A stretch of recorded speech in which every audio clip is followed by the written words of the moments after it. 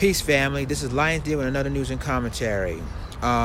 We have a concern in the country of Israel that the Israeli government is planning on having an apartheid, racist apartheid in their policies there.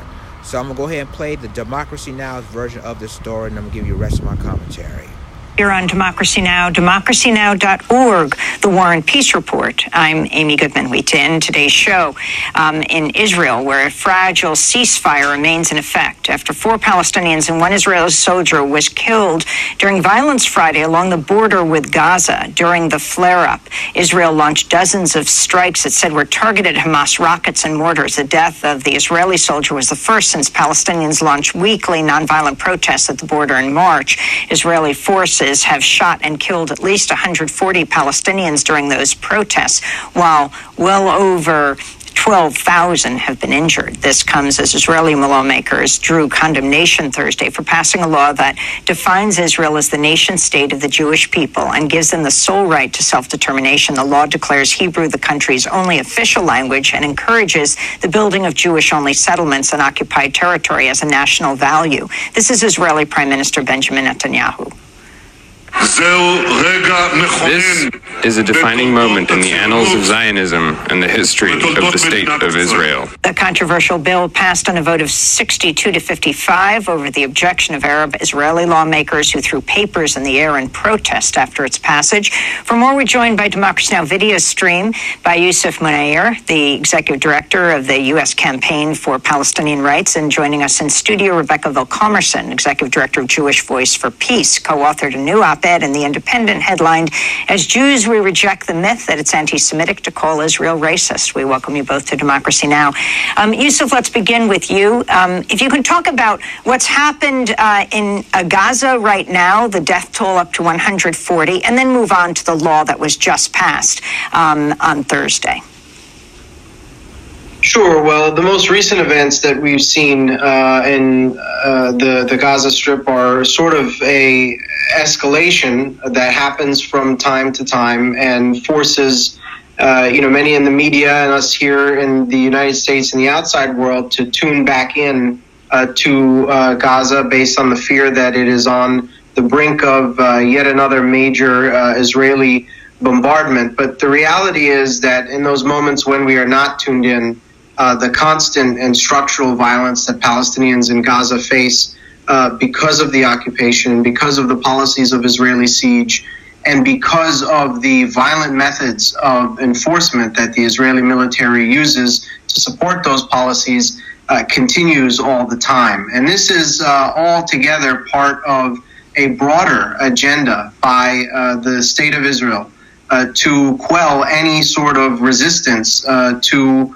what it seeks to do throughout the entirety of the territory, which is to impose its will on the native population of Palestinians, both in the West Bank and Gaza and occupied territories, but also on Palestinian citizens of Israel, under the premise that it is the Jewish population that is in control, that deserves to be in control, and that any rights at all that may be afforded to non-Jews are really done as a favor and not something that the Jewish state has to do because of principles of equality or tolerance or democracy or anything like that. And the most recent step that the Israeli Knesset has taken through the passage of this law, I think, is the best proof of that, showing very clearly that the Israelis no longer care about, even pretending to balance this notion of being a Jewish state and a democracy.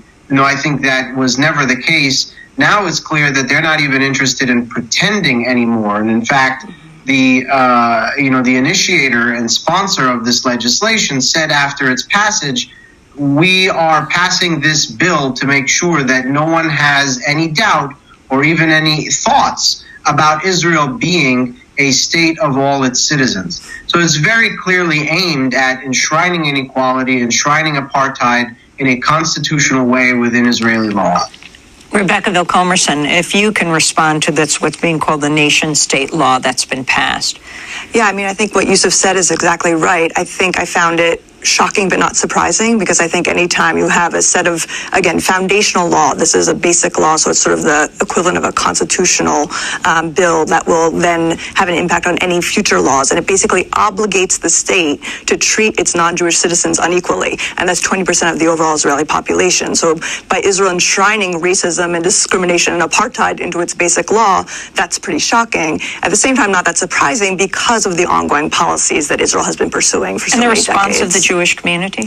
Well, here in the United States, I think it's been interesting because there's much more unanimity than there usually is against this bill. Everyone from J Street to the American Jewish Committee to the Reform and Conservative movements, which together represent half of American Jewry. Even some right-wing organizations like the ADL have had some limited concerns about the bill. And I think it's a reflection of, Peter Beinart sort of had this seminal essay that he wrote in 2010, which talked about the ways that the Jewish Israeli population was moving to the right and the American Jewish population is staying sort of liberal and progressive, and there's a split that's happening, and I think we're seeing the fruition of that, and people are just horrified by this sort of extreme right-wing agenda that I think the Netanyahu government is feeling empowered by the Trump administration to enact fully.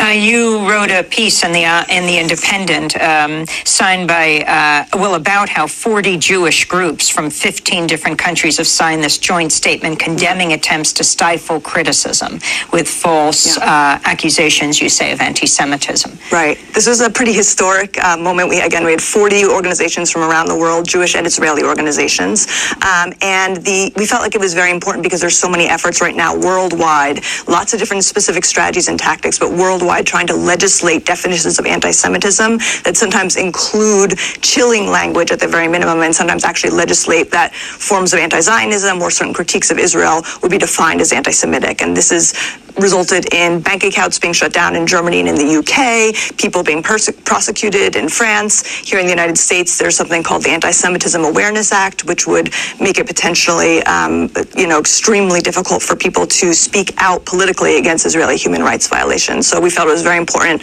to lend a Jewish voice against that and to say that BDS is a legitimate tactic to be using in this particular moment. That's You're talking about the boycott, divestment, and sanctions, sanctions movement. Youssef Monir, what happens from here after this law is passed, and also in Gaza? Well, I think there's great concern for what may happen in Gaza in the coming months. Of course, as we know, in the major Israeli bombardments of Gaza in 2008, 2009, and in the fall of 2012, in the summer of 2014, all of them preceded Israeli elections by a matter of months. And we are, expecting Israeli elections in 2019. And given the recent behavior of the ruling coalition, with the passage of all kinds of right-wing legislation aimed at rallying the support of its base, I would not be surprised if they were to attempt another sort of massive operation against the Palestinian population in Gaza ahead of elections once again. So that's something that I would definitely keep my eye on. Yousef Monir, we have to leave it there for now. U.S. Campaign for Palestinian Rights, and Rebecca Vilcomerson, Jewish Voice for Peace. That does it for our show. I'm Amy Goodman. Thanks so much for joining us.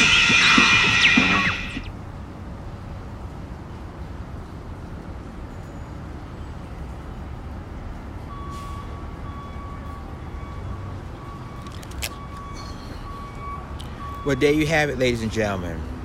You see what's going on in Israel. You see how they pass controversial laws bringing the apartheid of Israel, try to eradicate the Palestinian people and the Palestinian authorities. See, now it seems like first the Israeli government is kick out anti-African immigrants to this country, and now they try to eradicate the entire Palestinian people completely. And it's like I said, Israel Prime Minister Netanyahu is responsible for all of this. You see, this is why I'm saying that this world is important, that no matter what you do, Israel, I mean, people talking about, well, what if somebody speak against Israel, they call them anti-Semitic or anti-Semitism, which is not the case. And obviously, people are starting to see what kind of people the Israeli government that runs by Benjamin Netanyahu, they know how he is now. See, a lot of things is going on with the kicking out of African immigrants And now you having the Palestinian people who's been there since forever, and half of the land is on Israel land is still Palestinian land, but yet you want to have these policies, these new laws passed, not to even, whatever happened to the Palestinians, just go ahead and get rid of them, and that's it. See, this is why I said that, you know, the Israel is basically is just as bad as it reminds you of what's going on in South Africa decades ago.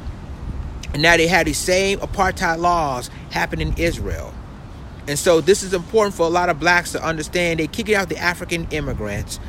First they send in, you know, the Israeli government send African immigrants, send money to send them back wherever they come from. And by the way, they was born in Israel. They speak Hebrew like everybody else, but they want to kick them out of Israel because they don't want African immigrants in their country. And now they try to do the same time, try to eliminate the Palestinians, saying that basically, well, this is my land, half of it. And guess what? Some of the land that he was referring to is still Palestinian land, but yet they're saying, well, this is our land, given the Israeli, this is our part of our land, and they have laws to try to eliminate the Palestinians.